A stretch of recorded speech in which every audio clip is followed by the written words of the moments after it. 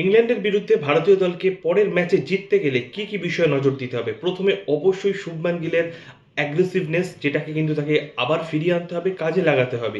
এবং পাশাপাশি ঋষভ প্যান্টের মতো প্রতিটা ব্যাটারের মেন্টালিটি যেন এরকমই থাকে যে ডর কে আগে জিত হ্যায়। এবং অবশ্যই যে কথাটা না বললেই নয়, ঋষভ প্যান্তের পরবর্তী ব্যাটার করুণ নায়ার এবং রবীন্দ্র জাদেজা, তার পরবর্তী যে সমস্ত বোলাররা রয়েছে, প্রত্যেককে ব্যাট হাতে কিছুটা কন্ট্রিবিউট করতে হবে।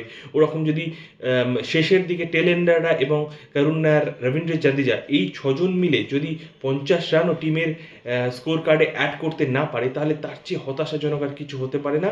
আমরা কিন্তু এইখানেই হেরে গেলাম। এবং সবচেয়ে বড় কথা, ধরে খেলতে হবে, কারণ জফরা আর্চার ফিরছে ইংল্যান্ড টিমে, যেটা কিন্তু ভারতীয়দের জন্য খুবই পীড়াদায়ক একটা ব্যাপার। তবে ভারতীয় দলের ওপর বিশ্বাস আছে, তারা কিন্তু বাউন্স ব্যাক করতে জানে, অতীতেও করেছে।